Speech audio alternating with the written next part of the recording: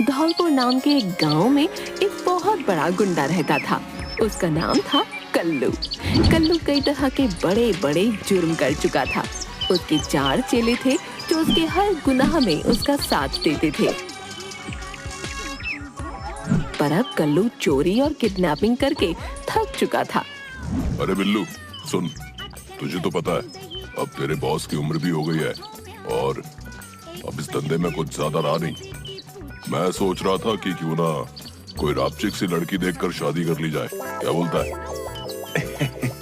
Boss आप भी अच्छा मजाक कर लेते हैं। भला आपसे शादी कौन करेगी? सारा गांव जानता है बॉस कि आप कितने बड़े गुंडे हैं। अब गांव में तो कोई भी लड़की आपसे शादी नहीं करने वाली। हाँ बॉस ये सही कह रहा है।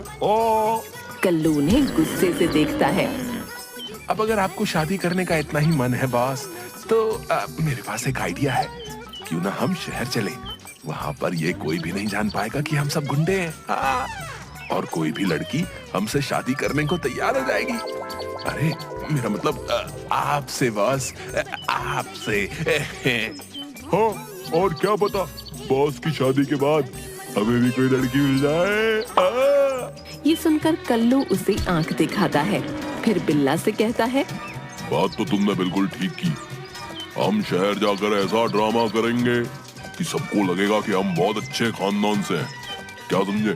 लेकिन शहर जाने से पहले हमें एक बड़ा हाथ मारना होगा ताकि हम शहर में आराम से अपना गुजारा कर सकें।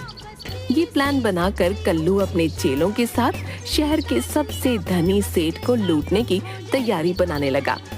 कल्लू बहुत बड़ा गुंडा था और हमेशा अपना स्टेटस मेंटेन रखता था। वो किसी को भी लूटने से पहले गांव में खबर फैला देता था कि वो किसे और कब लूटने वाला है। ऐसा करके वो लोगों को दिखाता था कि वो किसी से नहीं डरता और किसी में दम हो तो उसे रोक ले।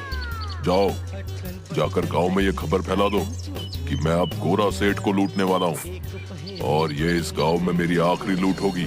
इस खबर ने पूरे गांव में अफरा तफरी मचा दी। कल्लू शाम को अपने चेलों के साथ गोरा सेठ के घर पहुंचा और वहां का माहौल देखकर दंग रह गया। अरे आओ आओ कल्लू भाई, तुमने तो आने में बहुत देर कर दी। मैं कब से तुम्हारी राह देख रहा था। अरे ओ सेठ हो, पागल हो गया क्या है? भला कोई गुंडे मवालियों की भी राह देखता है क्या है बे? हाँ और क्या, तू लुटने के लिए हमारी राह क्यों देख रहा था रे? ओए तू चुप कर, जब मैं बात कर रहा हूँ तो तू बीच में बकर बकर क्यों कर रहा है? जानता नहीं क्या मैं तेरा सीनियर हूँ? चुपचाप कोने में खड़ा रहे। अरे आप खड़े क्यों हैं कल्लू भाई? आइए बैठिए, कुछ ठंडा मंगवाऊं है? अरे ओ ए, तेरा तो सच में दिमाग खराब हो गया लगता है। अरे नहीं नहीं कल्लू भाई, ये तो खुशी के मारे में बावला हुआ जा रहा हूँ। हाँ। किस बात की खुशी रहे तुझे? हैं? मैं तुझे लूटने आ रहा है? अरे यही तो खुशी की बात है कल्लू भाई। मैं साल भर इतनी मेहनत से पैसे कमाता हूँ और साल खत्म होते ही तुम आते हो और मुझसे सब कुछ लूट कर ले जाते हो। आहा, मगर क्योंकि ये तुम्हारी आखिरी लूटपाट है, मैं तुम्हें खुशी खुशी सब कुछ देने को तैयार हूँ। हाँ, मैं तो इस बात से बहुत खुश हूँ कि अब मुझे दोबारा तुम्हारी शक्ल नहीं देखनी पड़ेगी। अजीब पागल आदमी है बे, हैं? लूटने पर खुश हो रहा है? कर ला, अपना सारा माल इधर कर। क्या? फिर कल्लू गोरा सेठ को लूटकर वापस अपने घर चला जाता है। अगले ही दिन कल्लू अपने चारों चेलों को लेकर शहर चला जाता है। गांव वाले भी कल्लू के जाने की खबर सुनकर काफी खुश थे। कल्लू अगले दिन ट्रेन से चारों चेलों के साथ शहर पहुंचता है। अरे वाह बॉस, ये जगह तो एकदम फैंटास्टिक है। हाँ, यहाँ तो मजा ही मजा आएगा। चलिए हम पहले चलकर कोई रहने की जगह ढूंढते हैं बॉस। नहीं, उसकी कोई जरूरत नहीं है। तुम लोगों को शायद पता नहीं है, पर मेरा एक बचपन का खास दोस्त यहाँ रहता है। वो बस हमें लेने को आता ही होगा। तभी कल्लू के बचपन का दोस्त पिंकू उसे लेने स्टेशन पहुंचा। वो सब पिंकू के घर जाते हैं। कल्लू पिंकू को सब कुछ बताता है कि वो लोग सब गलत काम कुछ समय के लिए छोड़कर यहाँ आए हैं और कल्लू अपने लिए लड़की ढूंढ रहा है। इसके लिए हमें थोड़ी सी मेहनत करनी होगी। हाँ हाँ पिंकू, मैं कुछ भी करने को तैयार हूँ, बस तुम मेरे लिए लड़की ढूंढ दो। हाँ तो कल्लू, तुम मेरी बात ध्यान से सुनो। कल्लू और उसके चारों चेले ध्यान से पिंकू की बात सुनते हैं। देखो, मेरी नजर में एक बहुत अच्छी लड़की है। मेरे घर के सामने ये घर है और वहाँ एक लड़की रहती है। उसका नाम कविता है। वो अकेले रहती है और वो एक टीचर है। पर दिक्कत यही है कि वो थोड़ा मॉडर्न टाइप की है और तुम ठहरे गुंडे। अब मेरे ख्याल से तुम्हें थोड़ी सी अंग्रेजी सीख लेनी चाहिए और खुद को पूरी तरह से चेंज कर लेना चाहिए, अपने कपड़े से लेकर अपने बालों तक। और तुम्हें उससे ये छुपाना होगा कि तुम गुंडे हो, समझे? बाकी तो सब ठीक है पिंकू, पर भला अपन को उससे ये काय को छुपाना होगा कि मैं एक गुंडा हूँ? क्या ये गलत नहीं होगा क्या है? अरे यार कल्लू, अगर तुम उसे जाकर ये कहोगे कि तुम गुंडे हो और गांव से आए हो, तब तो शायद वो तुमसे कभी शादी ही नहीं करेगी। समझ नहीं रहे हो तुम? एक बार तुम दोनों की शादी हो जाए, बस फिर उसे बता देना कि ये सब झूठ था, है कि नहीं? कल्लू को ये सब गलत तो लगता है, पर उसके चेलों और पिंकू के बार बार कहने पर वो मान जाता है। अगले दिन कल्लू के चेले उसे लेकर एक बार्बर के यहाँ जाते हैं और उसको नए कपड़े खरीद कर देते हैं। शाम को जब कल्लू घर आता है और पिंकू उसे देखता है, कल्लू अपने बाल मॉडर्न स्टाइल में कटा चुका था और उसने शर्ट पैंट पहन रखी थी। तब पिंकू, अरे वाह कल्लू, ये तो कमाल ही हो गया है। जैसा मैंने कहा था तुमने ठीक वैसा ही किया। अब लग रहा है ना तुम गांव के गोरे, अरे मेरा मतलब है कि शहर के गोरे। हाँ। अगले ही दिन पिंकू एक इंग्लिश ट्यूशन टीचर को घर बुला लेता है और उससे कल्लू को कुछ इंग्लिश के 2-4 बातें सिखाने को जल्द से जल्द बोलता है। चलो कल्लू, बताओ, how are you? Me no when you okay. ये सुनकर वहाँ बैठे पिंकू और कल्लू के बाकी चेले जोर जोर से हंसने लगते हैं। वाह उस्ताद वाह, क्या अंग्रेजी बोली आपने, वाह वाह। इसको सुनकर तो अंग्रेज भी शर्मा जाएंगे। हाँ। अरे उस्ताद, जरा हमें भी सिखा दो अपने जैसी थोड़ी सी अंग्रेजी। कल्लू को बहुत गुस्सा आता है और वो हवा में फायरिंग कर देता है।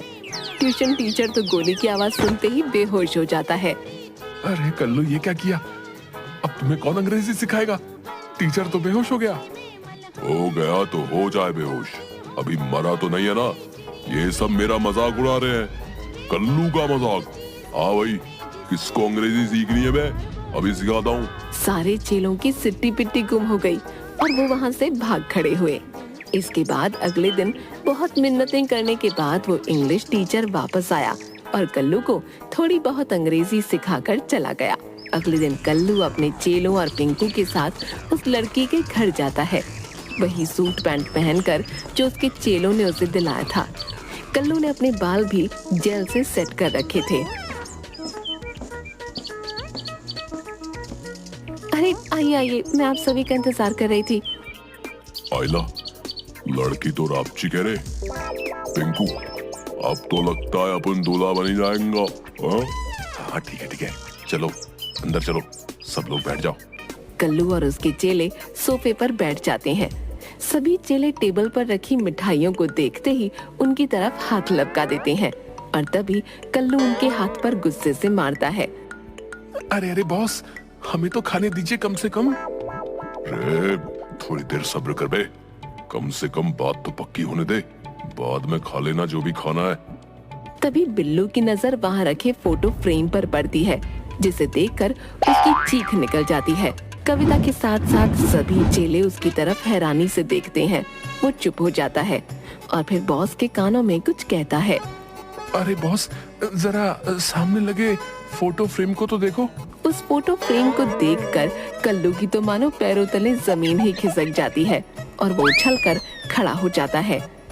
अरे आपको क्या हुआ? आप ऐसे क्यों खड़े हो गए? अब नोथिंग, मेरा मतलब कुछ भी तो नहीं। हमें लगता है हमें अब जाना चाहिए। ऐसे कैसे? अभी तो आप लोग आए ही हैं, कुछ लीजिए ना, पापा आते होंगे। अब अभी जाने दो, दोबारा आएंगे, माना करो, अभी जाने दो। अरे क्या दोस्त है, अभी तो लड़की के पापा को कॉल किया हूँ, बस वो किसी भी वक्त आने होगा। अबे ये क्या किया रे तू?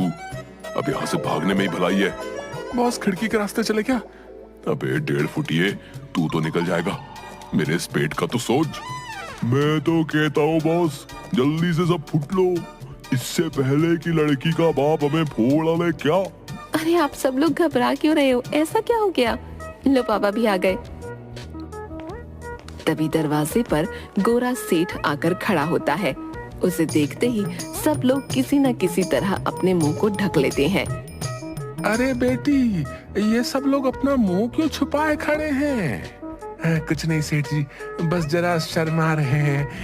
पहली बार लड़की के बाप से जो मिल रहे ना। और कुछ खाया तक नहीं अभी। अरे सेठ, हमें यहाँ से जाने दो, मुझे कोई शादी नहीं करनी है। ये आवाज तो जानी पहचानी सी लग रही है। कल्लू, तू और मेरी कविता का रिश्ता मांगने आया है? अरे नहीं नहीं सेठ, वो अबे चलो बे। अबे जग्गू, कालिया, गोपी, सब कल्टी मार लो, नहीं तो बहुत पिटोगे। चलो।